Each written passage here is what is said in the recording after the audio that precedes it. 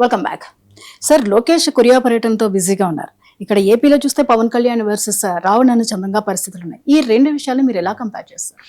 అంటే ఈ రెండు ఎందుకు కంపేర్ చేస్తున్నాయి కనుక ఒకే సమయంలో జరుగుతున్నాయి కనుక వాస్తవంగా యాక్సిడెంటలే కావచ్చు, కానీ ఒకే సమయంలో జరిగే వరకు సమాజంలో కూడా ఒక చర్చ ఏంటంటే లోకేష్ కొరియా పర్యటన, రష్యా పర్యటన, పెట్టుబడులు తీసుకురావడము, AI hub, data centres, quantum valley, ఇలా పెద్ద పెద్ద కంపెనీలను తీసుకొచ్చి ఆంధ్రప్రదేశ్లో పరిశ్రమలు పెట్టించడము, మోడర్నైజ్ చేయడం ఎకానమీని, ఇదంతా లోకేష్ బిజీగా ఉన్నాడు అని.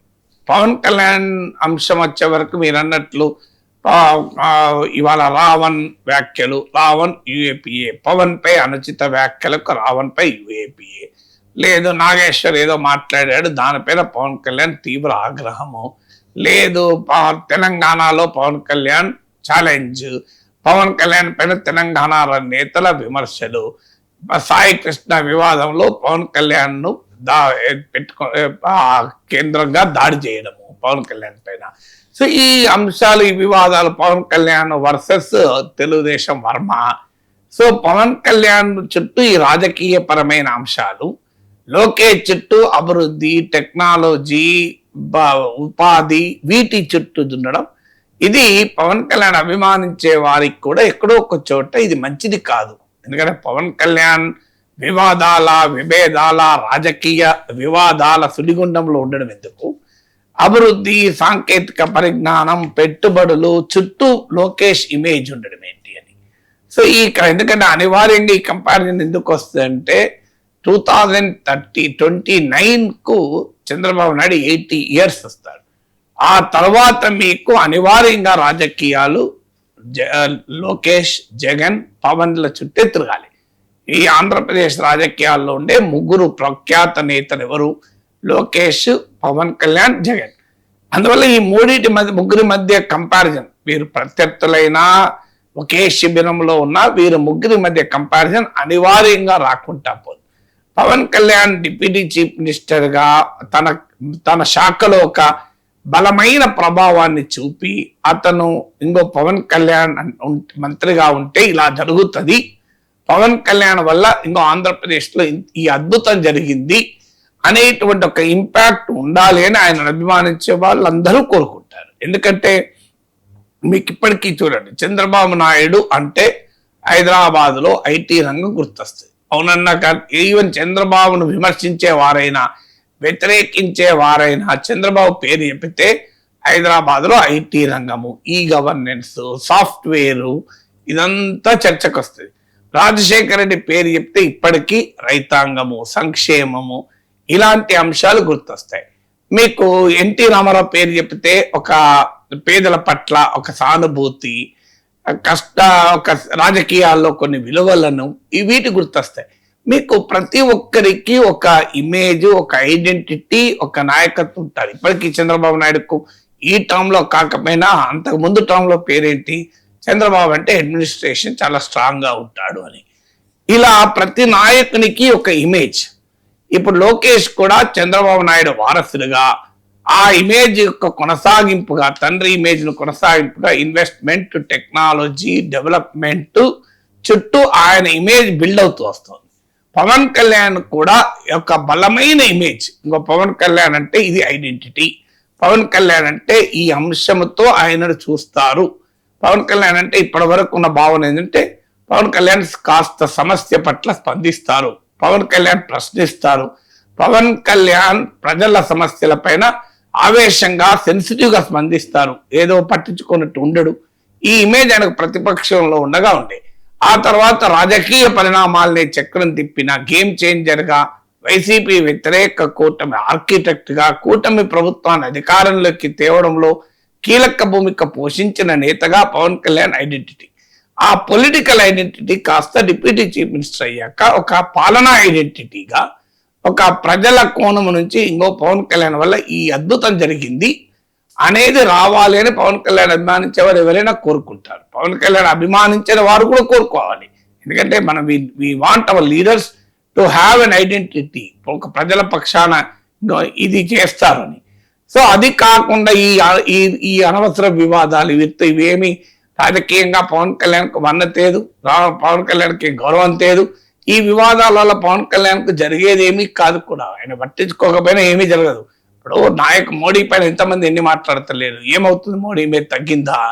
సో ట్రంప్ పైన ఎంతమంది ఎన్ని మాట్లాడలేదు, ట్రంప్ ప్రెసిడెంట్ కాకుండా పోయాడా? పబ్లిక్ లైఫ్ లో ఉంటే 10 మంది 10 మాటలు అంటుంటారు, పట్టించుకోవాలని అవసరం లేదు. మీ దృష్టి అలా ప్రజలకు పైన నేను బలమైన ప్రభావాన్ని చూపే పని చేస్తాను అనే అంశం పైన కేంద్రీకరించి ఈ వివాదాలను గనక ఇగ్నోర్ చేస్తే ఒక పొలిటికల్ లీడర్షిప్కి అడ్వాంటేజ్ అవుతుంది. మీరు మోడీ ఎప్పుడన్నా పట్టించుకుంటారో చూడండి. మోడీ పైన ఎంతమంది ఎన్నంటారు. ఎలక్షన్స్ టైంలో తప్ప నార్మల్ టైంలో మోడీ వారి కేర్ కూడా చేయడు, తన పని తాను చేసుకుంటూ పోతాడు. సో అందువల్ల తన లీడర్స్ ఎప్పుడు కూడా ఏంటంటే సెన్సిటివ్గా తమ పైన వచ్చే విమర్శలకు వ్యాఖ్యానాల పట్ల టూ సెన్సిటివ్ ఉండడం వల్ల ఉపయోగం ఉండదు. దానివల్ల వాళ్ళు డైవర్ట్ అయిపోతారు. వాళ్ళ ఎనర్జీ, వాళ్ళ ఇమేజ్, వాళ్ళ ఐడెంటిటీ మొత్తం ఈ వివాదాల చుట్టూ తిరుగుతుంది. అందువల్ల ఈ వివాదాలకు అతీతంగా మా స్థాయి కాదు ఈ అంశాలన్నీ. మా పని, మాకు ప్రజలు ఓటేసింది, ప్రజల పైన ఒక బలమైన ప్రభావాన్ని చూపడానికి ఓటేశారు, ప్రజల జీవితాలు మార్చడానికి ఓటేశారు అని దానిపైన కేంద్రీకరించితే ఈ వివాదాలు సమసిపోతాయి. పట్టించుకో. ఈ వివాదాల లక్షణం ఎలా ఉంటుందంటే, ఇలా వారం 10 రోజులు ఏం నడుస్తుంది, పవన్ కళ్యాణ్ వర్సెస్ రావణ్. అది పవన్ కళ్యాణ్కి ఏమైనా గౌరవాన్ని చేస్తుందో నాకు చెప్పండి. Pawan Kalyan deputy chief minister, Ravan ఒక్క సాధారణ యూట్యూబర్. ఏమొస్తుంది దాంతో? 15 రోజుల పాటు పవన్ కళ్యాణ్ వర్సెస్ నాగేశ్వర్. ఏమొస్తుంది? నాగేశ్వర్ సాధారణ విశ్లేషకుడు, పవన్ కళ్యాణ్ రాష్ట్రానికి ఒక డిప్యూటీ చీఫ్ మినిస్టర్. ఇప్పుడు ఈ వివాదాలు వస్తే ఉపయోగం ఉండదు. మీకు జగన్మోహన్ రెడ్డి అనుభవం కూడా ఉంది. జగన్ రంగనాయకమ్మతోని, డాక్టర్ సుధాకర్ తోని, ఇలా అంకబాబుతోని, ఇలా చాలా మందితో పెట్టుకున్నాడు. అబ్దుల్ సలాం అనుకుంటా, ఎవరెవరితో పెట్టుకుంటే అసలే పోయింది కదా. సో ఎప్పుడు కూడా మీరు మీ రాజకీయ ప్రత్యర్థుల్ని టార్గెట్ చేయండి, రాజకీయ పరమైన సీరియస్ అంశాల్లోకి వెళ్ళండి, ప్రజా సమస్యలు పరిష్కరించండి, ప్రజల జీవితాలు మార్చే పనులు చేయండి. ఈ వివాదాలు ఇప్పుడు ఉంటాయి, ప్రశ్నించేవారు ప్రశ్నిస్తుంటారు.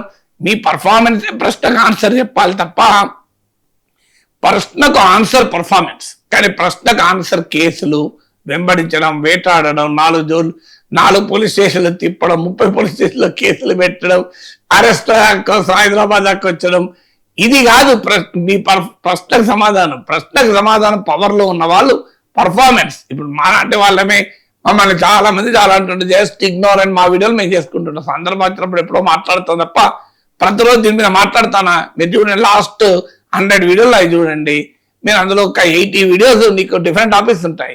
ఇన్ని వివాదాల సమయంలో కూడా పట్టించుకో. మా పని మేము చేసుకున్నప్పుడు ఇరాన్ యుద్ధం పైన నేను 17 వీడియోలు 1 lakh దాటాయి. ఎకానమీ పైన బోలెడు మాట్లాడుతుంటాను, జియో పాలిటిక్స్ మాట్లాడుతుంటాను. ఇది మా పని కాదు. సందర్భం వచ్చినప్పుడు ఆన్సర్ చేస్తూ ఉంటాం, కానీ పట్టించుకోం. అందువల్ల రాజకీయాల్లో ఉన్న వాళ్ళకు కూడా they should focus on their primary activity. ఇలా ప్రతి చిన్న వివాదాన్ని సీరియస్ గా తీసుకొని దాని చుట్టూ వచ్చి మధ్యలో వ్యాఖ్యానాలు, హోమ్ మినిస్టర్ నేనే అయితే ఇలా ఉండదు అనడం, డిఎస్పీ కొరకు భీమవరం డిఎస్పీ కొరకు ఇన్వాల్వ్ కావడం, ఈ అంశాలన్నీ ఏమవుతాయంటే అవి చేయాల్సిన వాళ్ళు చేస్తారు. పవన్ కళ్యాణ్ 10 మంది చెప్తే వాళ్ళు చూసుకుంటారు. ఇవన్నిటి మీద పవన్ కళ్యాణ్ ఇన్వాల్వ్ అయ్యి వీటి చుట్టూ తిరిగితే పవన్ కళ్యాణ్కి ఏమొస్తుంది నాకు అర్థం కూడా కాదు. సో అల్టిమేట్గా ఏమొస్తుంది, రావణ్ పైన మీరు కక్ష తీసుకుంటారు. ఏమవుతుంది? What will happen? దానివల్ల ఏమైతే రావణో 4 రోజులు జైల్లో ఉంటాడు. కానీ మీకు వచ్చే పొలిటికల్ బెనిఫిట్ ఏంటి అని. ఇప్పుడు నాగేశ్వర పైన 15 రోజులు అటాక్ చేశారు. ఏం పొలిటికల్ బెనిఫిట్ వచ్చింది చెప్పండి? రాజకీయంగా ఏమైనా ప్రయోజనం వచ్చిందా? ప్రజల్లో ఏమైనా ఎంత మంచి పేరు, అంత దుర్మార్గుడు, క్రూరుడు, కఠిన పైన మీరు యుద్ధం చేశారని మెచ్చుకుంటారా? So I don't think. ఎందుకు మరి అలా జరుగుతుందో తెలియదు. సో అందువల్ల పవన్ కళ్యాణ్ అభిమానించే ఎవరైనా ఈ ఇమేజ్ కంపారిజన్ వచ్చినప్పుడు కాస్త అయ్యో మన నాయకుడికి కూడా ఈ అనవసర వివాదాలు చుట్టుముడుతున్నాయి, దానికన్నా ఏమన్నా ప్రజల పైన మంచి ప్రభావం చూపే అంశాల చుట్టూ నడిస్తే బాగుండనే భావన కలగచ్చు కదా.